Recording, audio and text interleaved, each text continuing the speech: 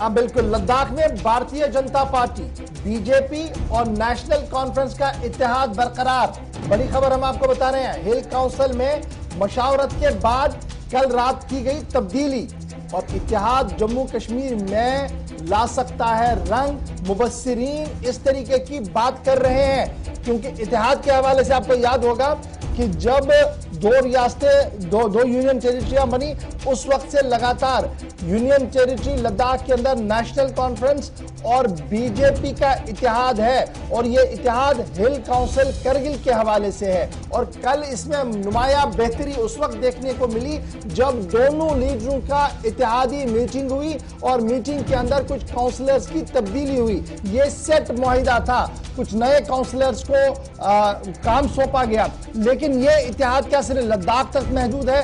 मुबस्सिरीन और जानकार हल्कों का मानना है कि लद्दाख की इत्तेहादी गर्माहट दिल्ली तक है और दिल्ली से उसकी शुआएं जम्मू कश्मीर तक भी आ रही हैं। इस तरीके की बड़ी खबर हम आपके सामने रख रहे हैं, लेकिन सीधे चलते हैं लद्दाख, जहां से इस वक्त हमारे साथ मोहम्मद इसहाक ज्वाइन कर चुके हैं। इसहाक, बहुत शुक्रिया जी ज्वाइन करने के लिए। इत्तेहाद की बड़ी खबर, और लास्ट टाइम जब उमर अब्दुल्ला वहां गए थे और यह सवाल पूछा गया था इत्तेहाद के, तो उन्होंने कहा था कि लोकल लीडरशिप जी फैसला करेगी।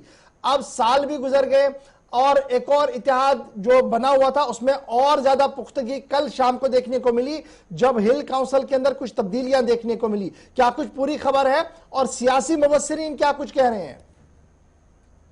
जी आपको बता दें, जिस तरह से लद्दाख ऑटोनोमस हिल डेवलपमेंट काउंसिल कारगिल में भारतीय जनता पार्टी और नेशनल कॉन्फ्रेंस की कोalition वाली सरकार लगातार मजबूती के साथ और एक दूसरे के साथ कोऑपरेशन के साथ आगे बढ़ रहे हैं। और कल एक बहुत बड़ा डेवलपमेंट लद्दाख ऑटोनोमस हिल डेवलपमेंट काउंसिल करगिल में देखा गया, जिसमें 2 एग्जीक्यूटिव काउंसलर्स को चेंज करके खासकर मोहम्मद अली चंदन के जगह पे मोहसिन अली को एग्जीक्यूटिव का ओहदा दिया गया और मुबारक शाह नकवी जो कि एग्जीक्यूटिव काउंसलर के पोस्ट पे था उसको हटा के सईद अब्बास रिजवी को एग्जीक्यूटिव का पोस्ट दिया गया। और दूसरी जानिब आपको बता दें एलएचडीसी कारगिल में ये एक बहुत बड़ी जो है डेवलपमेंट रिसेंट दिनों में हमें देखा गया है और इससे एक चीज साफ जाहिर हो रहा है कि अभी भी लद्दाख ऑटोनोमस हिल डेवलपमेंट काउंसिल करगिल में भारतीय जनता पार्टी और नेशनल कॉन्फ्रेंस की जो कोalition वाली सरकार मजबूती के साथ और बड़े पैमाने पे चल रहे हैं। और कहीं ना कहीं सोर्सेस के हवाले से इस तरह की भी खबरें मौसूल हो रही है, गर्दिश कर रही है कि ये जो कोalition है भारतीय जनता पार्टी और नेशनल कॉन्फ्रेंस की एलएचडीसी करगिल में, इसकी असरात जो है लद्दाख से होते होते दिल्ली और दिल्ली से जम्मू कश्मीर गुपकार तक भी पहुंच सकता है। क्योंकि जिस हिसाब से एलएचडीसी करगिल में लोकल लीडरशिप दोनों साइड से कोऑपरेशन के साथ अपने जो है अपोजिट आइडियोलॉजी होने के बावजूद काउंसिल की कोalition को आगे बढ़ा रहे हैं।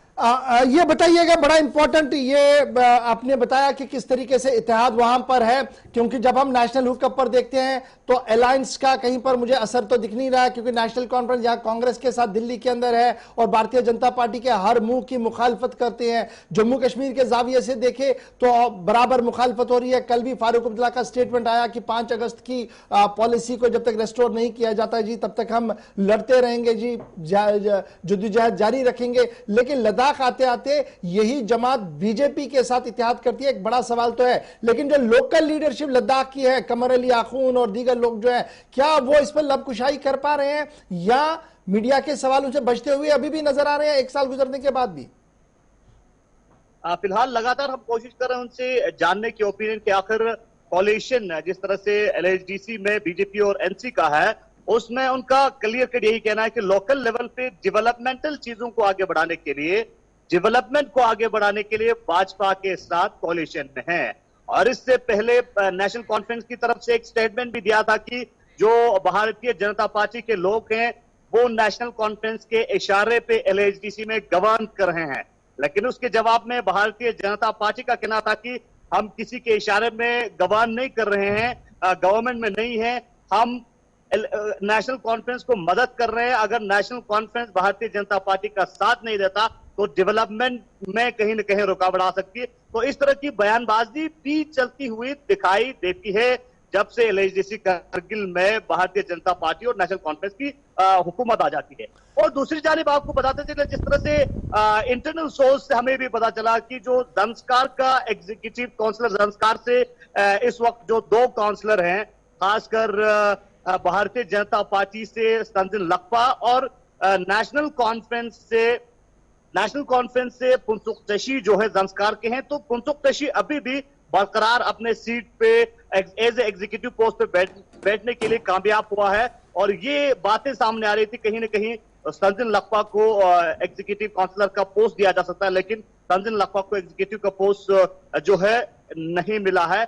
और जो पुंसुक तशी है वो लगातार एग्जीक्यूटिव के पोस्ट पे है। लेकिन ग्राउंड लेवल पे जब जाते हैं तो पॉलिटिक्स दोनों के बीच में, खासकर नेशनल कॉन्फ्रेंस और कांग्रेस के बीच में काउंसिल से बाहर अपोजिट वाली पॉलिटिक्स दिखाई देती है। जब काउंसिल के अंदर कोalition वाली बात आती है तो उस वक्त दोनों एक दूसरे अवाम के लिए मैं इसको ऐसे समझ पाऊं कि अवाम के लिए ये है कि जनाब हम मार्केट में आएंगे तो एक दूसरे के खिलाफ पॉलिसियों पर बात करेंगे, लेकिन जब अंदर आएंगे तो पावर शेयर करेंगे जी टेबल पर बैठकर, तो दोनों तरफ से गुड गुड हो जाए। यानी अंदर हमारे पास पावर है, बाहर हम दोनों एक दूसरे को गालियां भी देते रहे।